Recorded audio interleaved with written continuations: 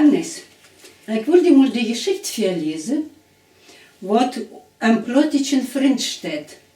Die Geschichte, die wir alle geschrieben haben. Ja, dat is die schöne Idee. Ja. Vertel mal. Da hebben we dat mal, das sind ja alles Weihnachtsgeschichten hier. Und da haben unsere Plottische Schreibers mehrere Geschichten. Benne. Und eine von denen ist auch von mir. Und die will ich die einfach von da mal vorlesen, weißt Der du? Wienersapfel? Ja. Oh, das ist eine schöne Geschichte. Ah, hast du so gelesen? Ja, natürlich. Ich werde unbedingt noch mal hören. Ja? Gut, dann lese ich sie mal vor. Ich wünsche allen frohe Weihnachten mit einer plotischen Weihnachtsgeschichte. Und die Weihnachtsgeschichte, die heißt Weihnachtsapfel. Kijkt aus dem Fenster. Der November ist all da, mit seinem ersten Frost. Aber ich sie noch zu klein und weiß nicht vom November. Bude en een koord is het kalt. Aber mir wurmt der Gedanke, wenn es kalt ist, dann kommt bald Weihnachten. Ich wacht und wacht jeden Tag, wann sie mir endlich die Tante Anrufe bringen. Aber es passiert nichts. Ich besend mich immer weiter an dem großen Baum, die Tante Anrufe auf dem Hof.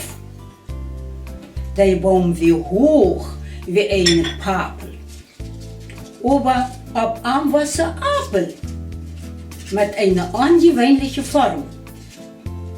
Sie wären lang wie Gläser mit einer rot-gelben Farbe. Von einer Seite wäre sie rot und von der anderen gel. Dort sind Weihnachtsapfel. Richtige Weihnachtsapfel. Es scheint, der Apfel wäre aus wunderbaren, warmen Farbe gestaltet, die ich nur so braucht. Aber in der Kurt wird es kalt. Warme Kleider hatte ich nicht. Und als Kind kon ich nicht verstehen, dort wie die armselige Schluckers am Darb sind. Die ganz armste.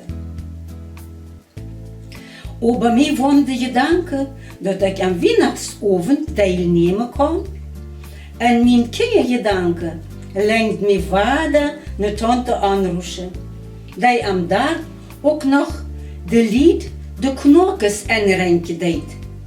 Treitmokken. Trechtmokken. Ja. Ah ja, dat zijn je trechtmokken, ja.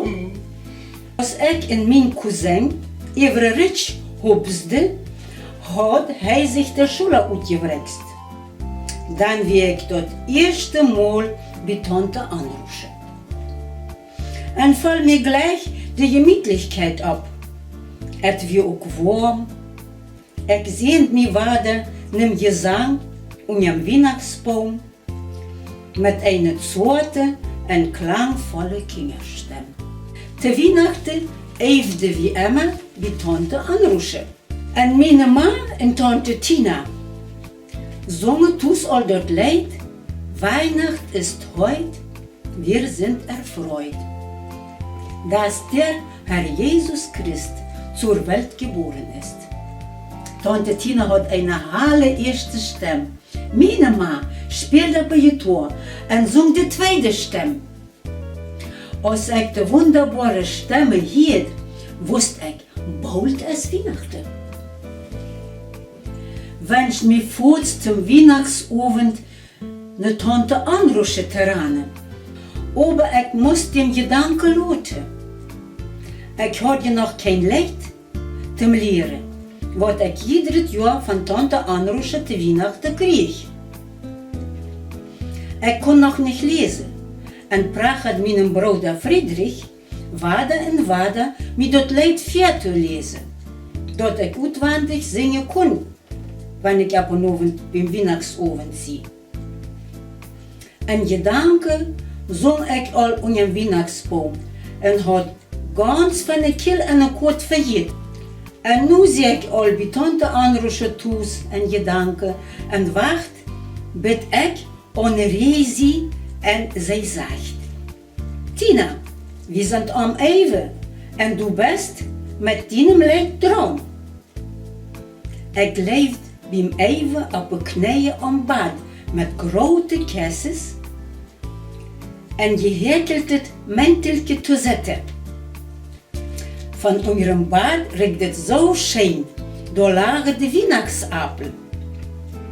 Zo in gedanken hield ik op eenmaal de deur kwetje. En aan een koord kwam Anrus Selma aan. Na, wat is het bij jou zo koud? Vroeg Selma. Is jullie man niet thuis? Nee, zei ik. Hier is die leidje, zei Selma. Lees dort uitwendig en komst zum Weihnachtsabend naar ons. We richten den wader voor de kinderen am dorp uit. Mir wordt warm en ik vergat op een moment wader van onze kalte koot. Am kop weer maar een gedanke, de Weihnachtsabend. Het brandt de Weihnachtsbaum met tollichten. Am oven knistert het hout. En de eerste kinderen troffen al in. Tante Anrusche gaf mir een plaats beim Bad. Aber het riecht nicht mehr eine Weihnachtsappel von unserem Bad. Wir fangen an alle taub zu singen, als het an der laut kloppt. Het wordt stil. De deur ging op, de Weihnachtsmann kwam nen en het riecht wader een Weihnachtsappel. Jeder kind droeg wat vier. Als ik dran weer, klauterde ik op het melkbenkje en vang aan te zingen. Weihnachtsmann, Weihnachtsmann, klap aan onze deur ook aan. Laat dat Weihnachtslicht lang brennen, ik wil immer ortig zinnen.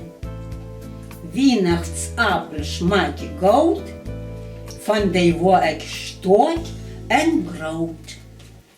En die bid ik, Jezus Christ, dat het mij niet meer frist. Als ik mijn toet kreeg, riekt het al een Weihnachtsappel. Vergelijk hield ik al niet, wie Tante Anrusche te Selma ziet.